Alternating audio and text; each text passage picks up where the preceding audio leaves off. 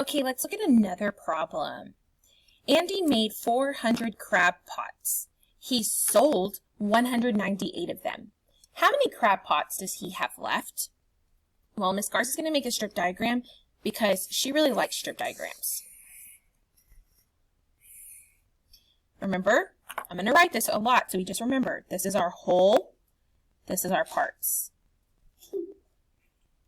Okay, Andy made 400 crab pots. He sold 198 of them. Okay, now for my two numbers, I have 400 and 198. 400, does that represent a whole or does that represent a part? He made 400 crab pots.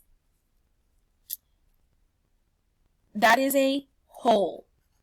That is your total number of crab pots. He sold 198 of them. That represents just one part of them. So this is your total crab pots. This is the number sold. How many does he have left? That's what this is going to be right here. Number of crab pots left. And see, I just abbreviated CP. You don't have to write out complete sentences for this. This is just a way that's going to help you understand the problem, but it's also going to show me that you're understanding what this problem is asking. If I am missing a part, well, I know for sure this part that's left over is not going to be more than 400. I want to figure out how many he has left. He got rid of some. If you're getting rid of something, what's happening? Is your total going to increase or is your total going to decrease? Is your total going to are you going to have more than your total or are you going to have less than your total when you're getting rid of something? You're going to have less than your total. So if you're going to have less than your total, you're going to be subtracting. That's what that problem would look like. 400 minus 198. And for this one, I'm going to do a number line. Remember, we are not solving this problem, okay? I'm going to make a number line for this problem because I think that's one thing that we can struggle with sometimes. And we're going to practice. I'm going to show you and help you practice. So when you're subtracting with a number line, you're going to kind of go backwards, okay? Normally in a number line, when you count going from left to right. When you're subtracting, you're going to go from right to left because your number is going to be getting smaller. So I'm going to start over here with 400. And I'm subtracting 198. Well, I know that I can do a big jump of minus 100. 400 minus 100 is going to be 300.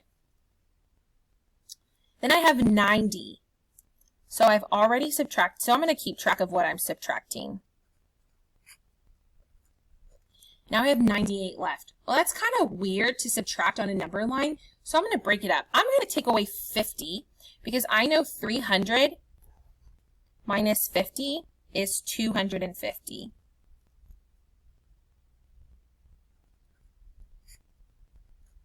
I have 48 left to subtract. Well, that one's kind of weird too, so I'm just going to subtract 40. I'm not going to worry about the 8 yet. I'm going to subtract 40. 250 minus 40 is 210. All I have left to subtract is 8. So I'm going to go 1, 2, 3, 4, 5, 6, 7, 8. 210 minus 1, minus 1, minus 1, minus 1, minus 1, minus 1, minus 1, minus 1. 1, 2, 3, 4, 5, 6, 7, 8. 210, 209, 208, 207, 206, 205, 204, 203, 201. 9, 8, 7, 6, 5, 4, 3, 2. I'm sorry, I messed up. 209, 208, 207, 206, 205, 204, 203, 202. 202 would be your answer. But again, we're not trying to solve this problem. This is just what this subtraction problem could look like on a number line. This is what it would look like with the strip diagram. This is what your equation would look like. It is a subtraction problem. That's all we're trying to do here.